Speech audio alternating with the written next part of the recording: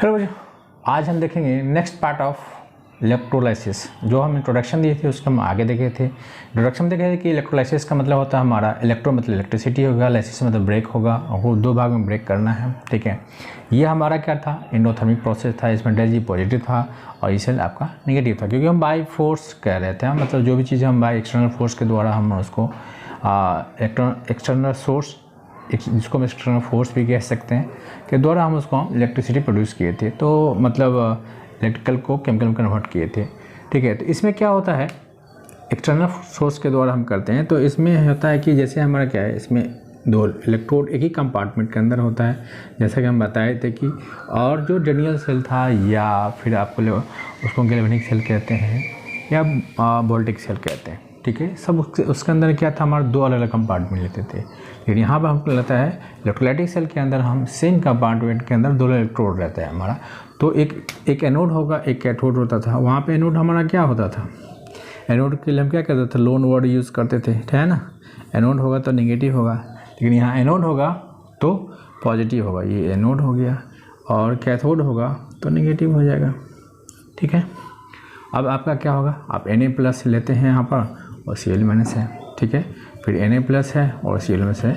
हम molten state of किसका हम कर रहे हैं, molten electrolysis of molten NaCl। ठीक है, किसका, इलेक्ट्रोलाइसिस ऑफ मोल्टेन NaCl कर रहे हैं। तो इलेक्ट्रोलाइसिस मोल्टेन NaCl के कर रहे हैं, तो देखते हैं कैसे होता। तो ये क्या होगा, एट एनोड पर ये कहाँ जाएगा, कैथोड पर जाएगा। ये कहाँ जाएगा, एनोड पर जाएगा। ये कहाँ जाएगा, कैथोड पर। ये क्या जाएगा, एनोड पर जाएगा। क्योंकि नेगेटिव है तो पॉजिटिव चाहिए, पॉजिटिव है तो नेगेटिव चाहिए।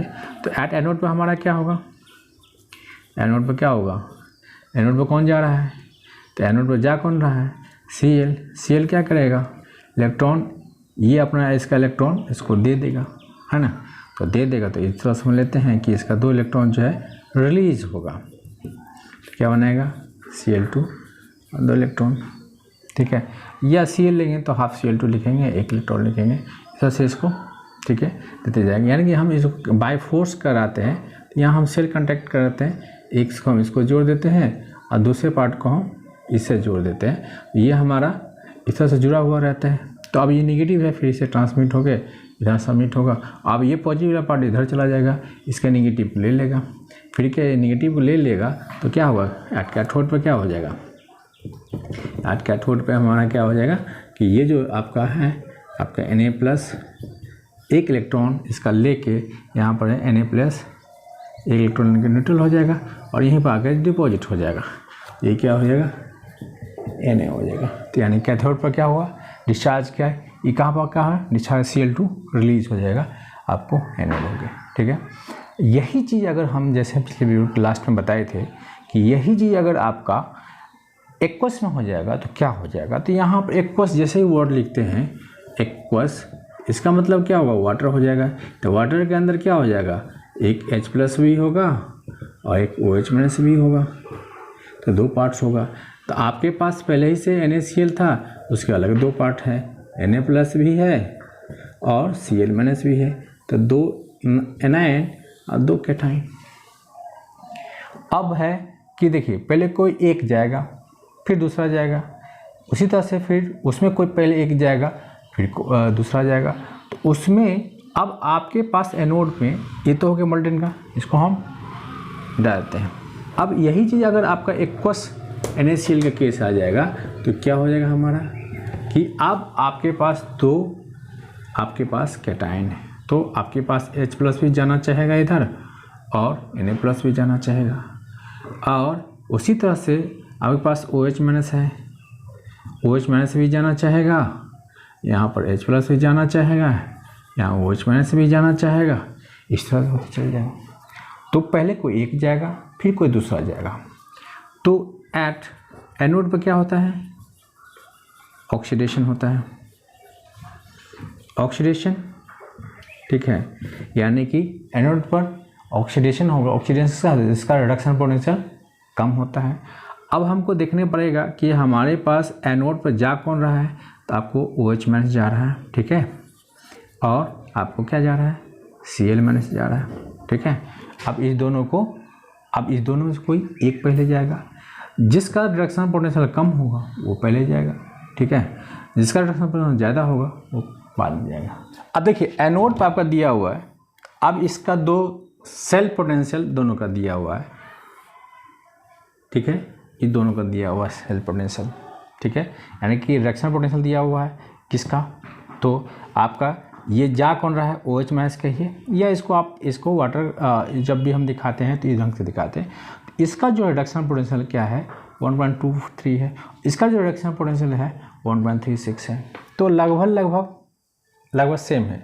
तो इसमें मोर प्रिफरेबली ये जाएगा, ठीक है, और ये जाएगा, ठीक है, और यानी कि जाएगा एनोड पे। तो इसको अभी क्या दिखा रिडक्शन पोटेंशियल, इस साइड जाएंगे तो क्या दिखाएंगे ऑक्सीडेशन पोटेंशियल, ठीक है। इसकी कंसंट्रेशन बढ़ा दें, NaCl कंसंट्रेशन बढ़ा दें तो कौन जाएगा, QCl जाएगा। अगर कैथोड पर हमारा क्या हो जाएगा, एट कैथोड अब हमारे पास क्या है, कैथोड पे क्या क्या जा रहा है, H+ और Na+ जा रहा है, एक इलेक्ट्रॉन लिया H2 बन जाएगा और ये इलेक्ट्रॉन Na बन जाएगा, ठीक है, Na सॉलिड बन जाएगा और ये गैस बन जाएगा। तो अब आपका इसमें देखिए जो आप इसका जिसका सोडियम में कितना नेगेटिव वैल्यू होता है, इसका क्या होता है 0 वैल्यू होता है, यानी कि कैथोड पर कौन जाता है जिसका रिडक्शन पोटेंशियल ज़्यादा हो। तो इसमें रिडक्शन पोटेंशियल ये नेगेटिव है 0 है, यानी कि इसका जो रिडक्शन पोटेंशियल इससे ज़्यादा होगा, यानी कि एट एनोड पर क्या होगा H2 रिलीज होगा, ठीक है। और इसमें हम देखेंगे कि हमारा कौन रिलीज होता है, ठीक है। तो मोर अगर हमारा कॉन्क है तो Cl रिलीज हो जाएगा, और नहीं कॉन्क है तो फिर आपका OH चला जाएगा उसमें, ठीक है। क्योंकि हम क्या करते हैं कि जनरली हम क्या करते हैं कि कॉन्क जनरली लेके चलते हैं, तो मोर प्रेफरली हमारा क्या होगा, तो हमारा Cl2 रिलीज होगी। इसका रिडक्शन पोटेंशियल इस कॉन्क रहेगा तो ये जल्दी रिलीज, क्योंकि मोर अगर सिमिलर वैल्यू है इससे चांस इसकी ज़्यादा है, लेकिन अगर कॉन्क की मात्रा हम पहले बताए थे कॉन्क की मात्रा ज़्यादा हो तो रिलीज होगा। यानी कैथोड एनोड पर कौन होगा, अगर कॉन्क है जनरली, अगर नहीं कुछ दिया है तो कॉन्क ही मान के चलिए, ये रिलीज होगा, और कैथोड पर कौन रिलीज होगा H2 रिलीज होगा, ऐसा समझ में, ठीक है। अब हम देखते हैं कि किसी के ऊपर किसी का लेप हमको अगर चढ़ाना है, यानी प्लेटिंग करना है, किसी का अगर सिल्वर का लेप अगर आयरन पर करना है, या फिर अगर गोल्ड का लेप किसी आयरन पर करना है या सिल्वर पर करना है, जिस पे भी करना होगा, किसी एक का लेप दूसरे पे लेप करना होगा, तो उसके लिए हम क्या करेंगे, ठीक है।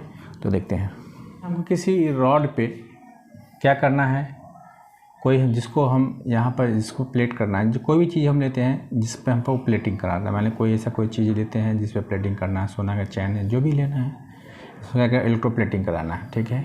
इधर एक रॉड लेते हैं, ठीक है, और इसको हम वही सेल से जोड़ देते हैं, ठीक है। ये कैथोड हो जाएगा और ये एनोड हो जाएगा, ठीक है।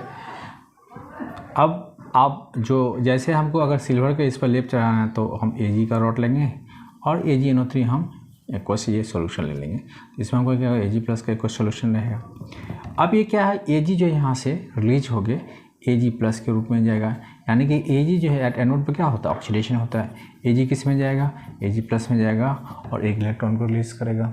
और ये क्योंकि हम जानते हैं कैथोड पर क्या होगा, ये इसके द्वारा क्या हो, इस पर निगेटिव चार्ज हुआ रहता है, आया रहता है, ठीक है। तो निगेटिव चार्ज आया रहता है, इस सब पे निगेटिव चार्ज आया हुआ रहेगा, और इस पर क्या पॉजिटिव सब रहता है, ठीक है। तो ये इस पर क्या होगा, ये जाएगा और इसका निगेटिव लेके यहाँ पर निगेटिव इसका ले लिए इलेक्ट्रॉन, तो क्या करेगा Ag+ एक इलेक्ट्रॉन खींच लिया, ये क्या बन जाएगा Ag, और Ag क्या होगा इसके ऊपर आके न्यूट्रलाइज हो जाएगा। फिर इसका एक इलेक्ट्रॉन खींच के Ag+ क्या करेगा, इसका इलेक्ट्रॉन लेके Ag में कन्वर्ट हो जाएगा, यानी कि यहाँ क्या हो जाएगा डिपॉजिट हो जाएगा। जैसे जैसे ये क्या कर Ag इसमें से निकलता जाएगा इस तरह से Ag+ के रूप में, और Ag+ इसका इलेक्ट्रॉन लेके इस पर जाके डिपॉजिट होते जाएगा। इस तरह से हम क्या करते हैं इलेक्ट्रोप्लेटिंग करते हैं, क्या करते हैं हम लोग इलेक्ट्रोप्लेटिंग करते हैं। तो इलेक्ट्रोप्लेटिंग में हम जिसका भी हम करना होगा उसको हम कैथोड पर रखेंगे, जिससे करना होगा उसको हम एनोड पर रखेंगे। इस ढंग से हम रखेंगे। इधर से क्या करता है एक एक इलेक्ट्रॉन लेके उस पर जाके डिपॉजिट होगा। अगर हम आपको यहाँ पर कॉपर का करना होता है या हमको क्या कहते हैं गोल्ड का करना होता है तो गोल्ड को यहाँ रखते हैं, ठीक है। और ये जिस पर भी चढ़ाना होता उसको इस साइड रख के हम इलेक्ट्रोप्लेटिंग करेंगे। ठीक है, अब देखते हैं कैसे इम्प्योर से हम प्योर बनाएंगे। एक कंटेनर लेते हैं, इम्प्योर को हम एनोड पर डालेंगे, ठीक है, और प्योर को हम कैथोड पर डालेंगे। ठीक है, ये क्या होगा, मान लीजिए कॉपर का ही लेते हैं प्योर फॉर्म, और ये कॉपर का ही लेते हैं इम्प्योर ले लेते हैं। ठीक है, तो ये एनोड हो गया, कैथोड हो गया। ठीक है, अब ये सॉल्यूशन जो हमारा होगा ये कॉपर सल्फेट का सॉल्यूशन रहेगा। तो अब यहाँ से क्या है, ये कॉपर एट एनोड पर क्या होता है, तो एनोड पर क्या होता है कि ये सी जो आपका कॉपर का रॉड है इसको हम क्या किए हैं, जोड़े हुए हैं, इसको हम नेगेटिव बना दिए, इसको हम पॉजिटिव बना दिए हैं। इस तरह से कैथोड हो गया, ये एनोड हो गया। आप एनोड पर होगा क्या, एनोड पर अगर हमारा ये कॉपर है तो कॉपर इस तरह से Cu2+ 2 इलेक्ट्रॉन लूज करेगा। अब ये Cu2+ क्योंकि यहाँ माइनस है तो ये क्या करेगा, ये 2 इलेक्ट्रॉन लेके इसका इस तरह से Cu2+ 2 इलेक्ट्रॉन क्या बनाता है, Cu, ये आके डिपॉजिट हो जाएगा, इसका 2 इलेक्ट्रॉन लेके डिपॉजिट हो जाएगा। फिर इसका इस तरह से Cu2+ 2 इलेक्ट्रॉन के यहाँ पर डिपॉजिट होता जाएगा। फिर यहाँ 2 इलेक्ट्रॉन होगा, यहाँ पर आके Cu2+ डिपॉजिट चला जाएगा। यानी कि हर जगह यहाँ जहाँ होगा वहाँ आके डिपॉजिट होते चला जाएगा। तो अब इसमें से क्या होगा कि आपका जो Cu है निकलते जा रहा है, और यहाँ जो है Cu2+ जमा होते जा रहा है 2 इलेक्ट्रॉन लेके।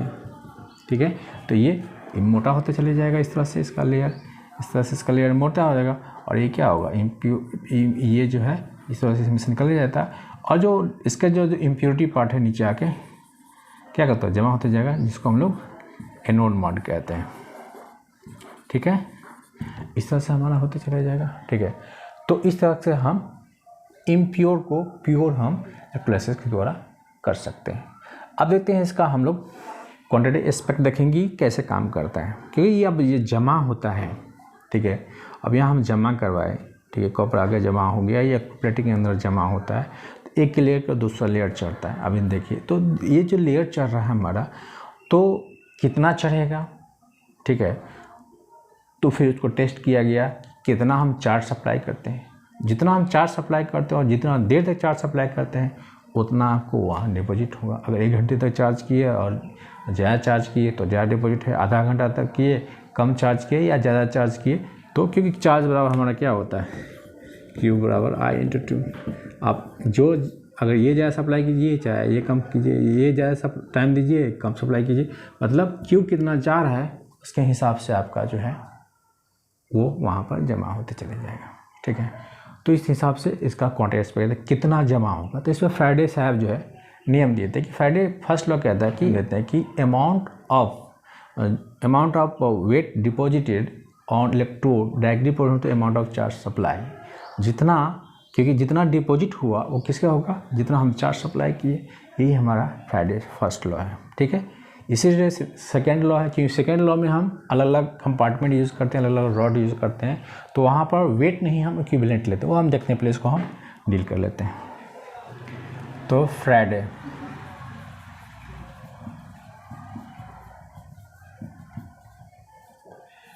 फर्स्ट लॉ कहता है कि W directly proportional to Q, मैं जितना हम चार्ज सप्लाई करेंगे उतना अमाउंट ऑफ वेट डिपॉजिट होगा। तो अमाउंट ऑफ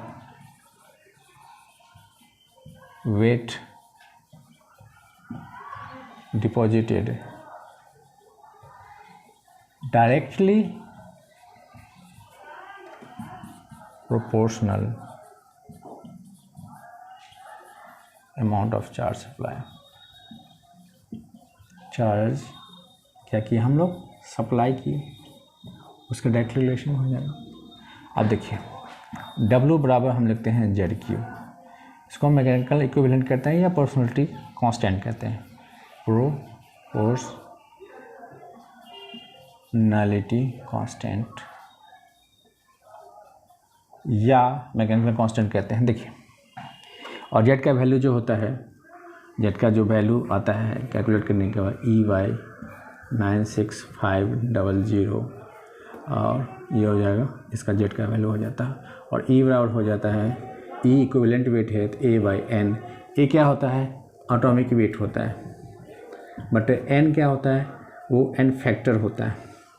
और फैक्टर क्या होता है कि जितना आपका जैसे क्या होता है कि एन का मतलब हुआ जैसे H plus C L minus है, कितना H प्लस मिला, H2 से 4 है, इसमें हमको 2H प्लस मिला, तो कितना हमको H प्लस मिला, या NaOH है तो कितना हमको OH माइनस मिला, COH2 है 2H, इसमें 2OH माइनस में रहेगा, यहाँ पर n फैक्टर 2 हो जाएगा, यहाँ पर n फैक्टर 1 हो जाएगा, यहाँ 2H प्लस निकला तो 2 n का फैक्टर 2 होगा।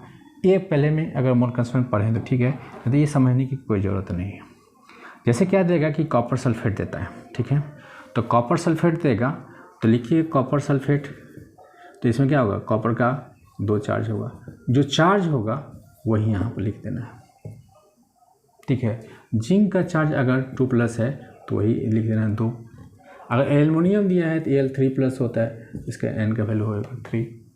तब इसके अंदर हमको चार्ज लेना देना है, ये सब मतलब नहीं है कि कितना H प्लस रिलीज हुआ या कितना OH माइनस रिलीज हुआ, या कोई ऑक्सीडेशन रिएक्शन है तो कितना इक्विवेलेंट ऑफ चार्ज का लॉस गेन हुआ, इलेक्ट्रॉन का लॉस गेन हुआ, वो वहाँ हमको लेना देना है। कितना चार्ज है यहाँ पर हमको इसी से लेना देना है, ठीक है। तो ये हो गया, तो आप इसे डायरेक्टली निकाल सकते हैं। आप कहिएगा सर ये आया कैसे, क्योंकि तो हम बताए थे आया कैसे, हम बताए थे कि आया कैसे, इसे जानने की ज़रूरत नहीं, डायरेक्ट फार्मूला का यूज़ कीजिए, ठीक है। अगले फार्मूला का यूज़ कर सकते हैं Z/E/96500 इंटू आपका क्या हो जाएगा Q, तो आपका Q बराबर जानते हैं IT, E/96500 I Guna T, direct आपको करंट दिया रहेगा आपका उसका। आप जानते हैं कि इक्विवेलेंट वेट जो कॉपर दिया हुआ है, अगर कॉपर का इक्विवेलेंट निकालना था 63.5 बाई उसका चार्ज कितना कॉपर का C2 प्लस होता है तो 2 हो जाएगा। जिंक दिया हुआ है तो 65.3 होता है, इस वजह से हमको किसी का भी निकल जाएगा। लिए थे हम कि Cu2 प्लस के लिए हमारा क्या था 63.5 लिए थे, बाई 2 लिए थे। उसी तरह से हम अगर Ag प्लस हमारा होगा क्या होगा 108.1 हो जाएगा, इसका 108 होता है नंबर, इसका जो प्लस चार्ज 1 है तो 1 होगा, प्लस चार्ज 2 है तो 2 होगा। एल्युमिनियम में क्या होगा 3 प्लस है 27/3 हो जाएगा, इसका चार्ज कितना है 3 तो 3 हो जाएगा इसके ऊपर। इसका एटॉमिक वेट कितना है 27, इस हिसाब से हम लोग ले लेते हैं। अब है कि जैसे हम लिखाएं कि W बराबर E/96500 into I into T, या I इंटू टी को Q बराबर क्या लिखते हैं I इंटू टी लिखते हैं, या इसको आप Q डायरेक्ट लिख दीजिए, कोई दिक्कत नहीं है, ठीक है। आप कहिएगा कि Z की जगह पर E कहाँ से है सर, तो देखिए अगर आप कॉपर लेते हैं तो कॉपर 2 प्लस में 2 इलेक्ट्रॉन देते हैं तो क्या होता है Cu, इसका वेट कितना होता है 63.5, ये कितना मोल इलेक्ट्रॉन है 2 मोल इलेक्ट्रॉन है। फ्राइडे बराबर के क्या होता है इलेक्ट्रॉन, और फ्राइडे बराबर क्या होता है 1 मोल इलेक्ट्रॉन के कैरियर में जितना चार्ज लगे, तो 1 मोल इलेक्ट्रॉन क्या मतलब होगा, 1 मोल इलेक्ट्रॉन का मतलब क्या होता है, 1 मोल वैल्यू कितना है 6.23 इंटू 10⁻23, इसका चार्ज कितना है 1.6 इंटू 10⁻19, तो सबको मल्टीप्लाई करने के बाद होता है इसका 968,485, इसका कुलम होता है, जिसको अप्रॉक्स हम क्या लिखते हैं 96500, यानी कि 1 फ्राइडे बराबर होगा 96500, ठीक है, कुलम होता है। इतना हो गया 1 फ्राइडे का वैल्यू। अब आपका क्या है अब इसके लिए क्या यूज़ करें आप कि 2 मोल इलेक्ट्रॉन यूज़ कर रहे हैं, तो 2 मोल इलेक्ट्रॉन अगर आप यूज़ कर रहे हैं Cu2 प्लस के लिए आप क्या कर रहे हैं 2 मोल इलेक्ट्रॉन के Cu बनाता है, यानी कि 2 फ्राइडे जो चार्ज है आपका कितना वेट को डिपॉजिट करता है 63.5 को वेट को, कि इसका वेट कितना होगा 63.5, तो 1 फ्राइडे कितना होगा चार्ज कितना लिखा होगा 63.5/2 हो जाएगा। और तो इक्विवेलेंट वेट बराबर क्या होगा आपका कॉपर कितना इक्विवेलेंट वेट होता है, ये क्या है इक्विवेलेंट ऑफ कॉपर है, इतना होता है आपका, यानी कि क्या है इक्विवेलेंट वेट के बराबर होगा, यानी कि 1 फ्राइडे क्या होगा उसको इक्विवेलेंट वेट के बराबर डिपॉजिट करता है, ठीक है। और ये 1 फ्राइडे का चार्ज कितना है आपका 96500 कुलम बराबर कितना होगा इसका इक्विवेलेंट वेट, कॉपर का इक्विवेलेंट वेट। बट अगर हम Q चार्ज के लिए क्या होगा हमारा Q चार्ज क्या होगा E/96500 इंटू Q हो जाएगा, ठीक है। तो आपका कितना, तो ई बाई आपका क्या है, ई बाई 96500 इंटू क्यू, यही तो आपका जेड है कि यही ना डिपॉजिट हुआ था, यानी इतना वेट डिपॉजिट होने के लिए कितना चार्ज लगा था, इतना लगेगा। ठीक है, तो इसी को हम लोग यही जेड क्यू के बराबर जेड बराबर ये आ जाता है, जो कि हम फार्मूला में लिखे थे कि हमारा जो फार्मूला है ये फार्मूला कहाँ से आया, उसके बारे में इस ढंग से हम लोग निकालते हैं। ठीक है, अब हम लोग देखेंगे सेकेंड लॉ। इस सेक्शन को यहीं ख़त्म करते हैं। सेकेंड लॉ हम नेक्स्ट वीडियो में देखेंगे, उसमें हम कुछ सवाल देखेंगे, इलेक्ट्रोकेमिकल सीरीज देखेंगे। ठीक है, इसको यहीं ख़त्म करते हैं। देखने के लिए आपका धन्यवाद। अगर वीडियो पसंद आ रही है तो लाइक कीजिए, सब्सक्राइब कीजिए, शेयर कीजिए। देखने के लिए आपका धन्यवाद।